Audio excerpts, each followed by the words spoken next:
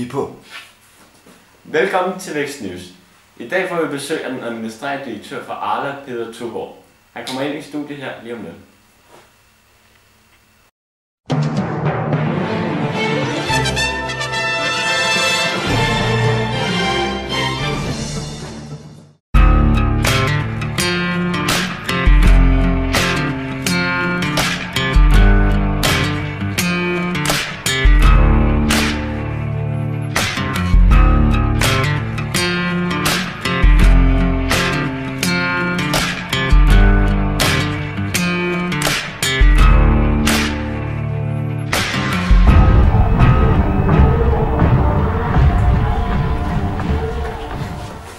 Velkommen til, Peter. Jo tak.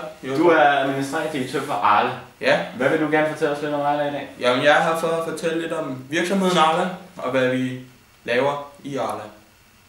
Ja. Hvor mange ansatte har I Arla? Vi har 19.000 ansatte, cirka.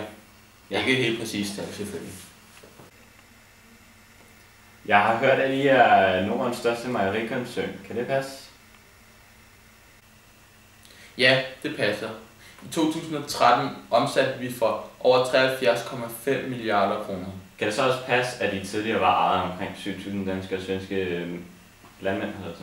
Ja, det passer meget godt, men i år 2000 indgik vi en fusion med MD Foods, som giver os meget større. Vi vender tilbage til dig om lidt, Peter. Men nu har vi sendt en reporter ud og snakket med den økonomiske analytiker fra Børsen, spilmester Martin. Vi skifter over til ham nu.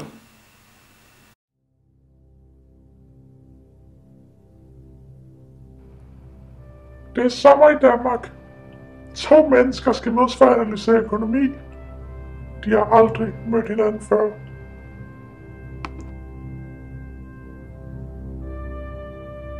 Spilmester Martin har analyseret økonomi i mere end 40 år og har arbejdet med over 100 projekter.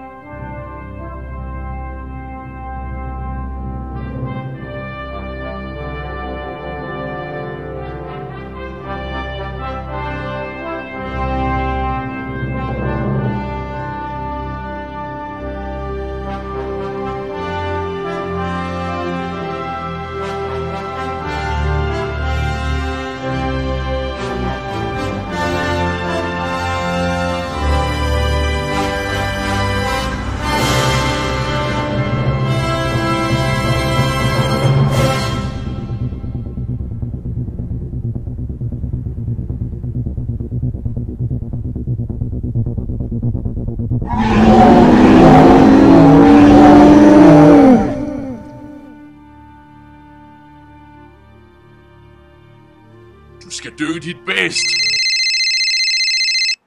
Shit. Ja, hallo? Er det nu? Shit. Ja, jeg kommer med det samme.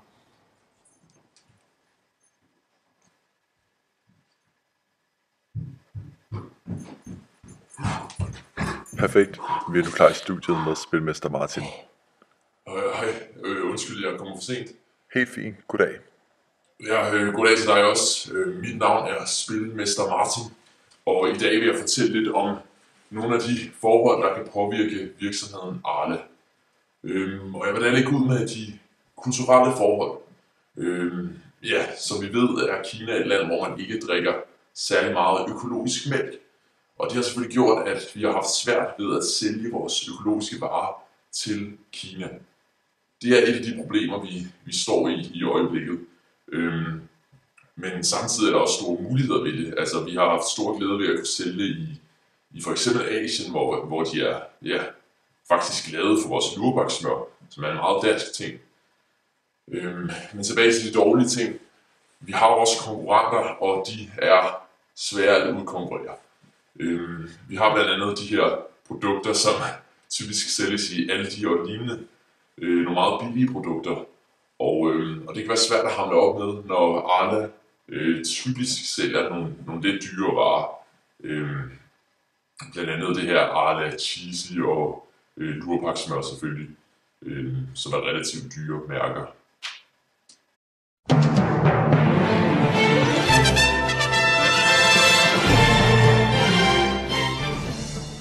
Spilmester Martin, kan du fortælle os lidt om Arles forhold til CSR?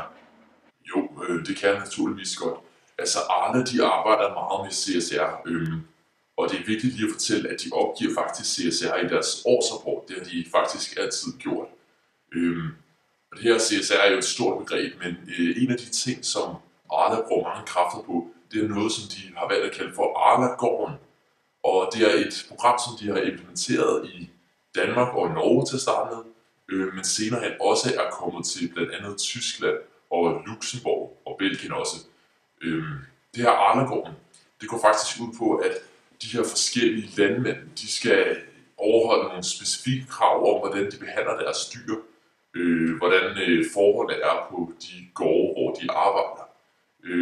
Fordi hos Arla er det vigtigt, at dyrene også har det godt. Så når de sælger mælken til folk, så folk de ved, at den her mælk, den kan man godt tillade sig at drikke, uden at have dårlig samvittighed.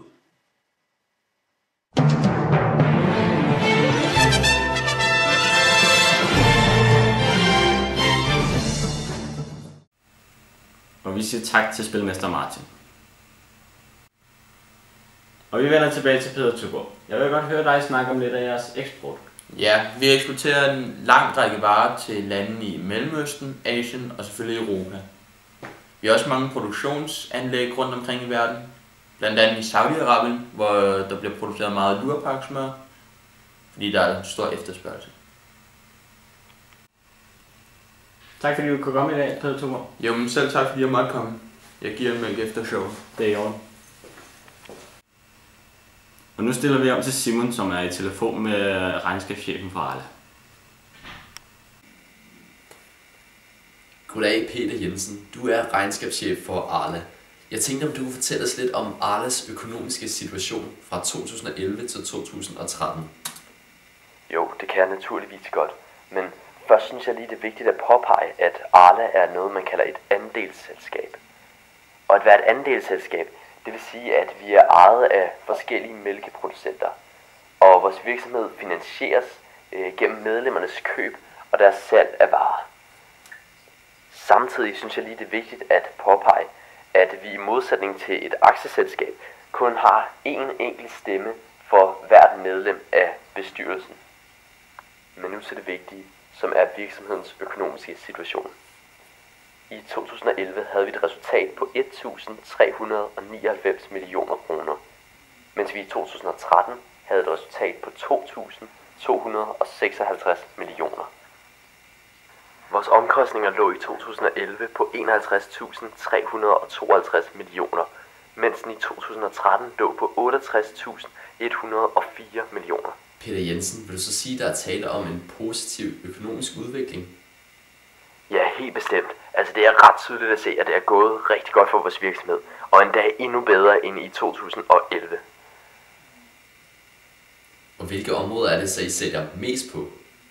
Jo, jeg kan eksempelvis fortælle, at ost udgør 23,4% af vores samlede salg, mens smør og blandingsprodukter fylder 13,0% af vores samlede salg. Mange tak, Peter Jensen. Og vi vil nu afslutte dagens program her på Vækst News. Jeg siger tak for i dag.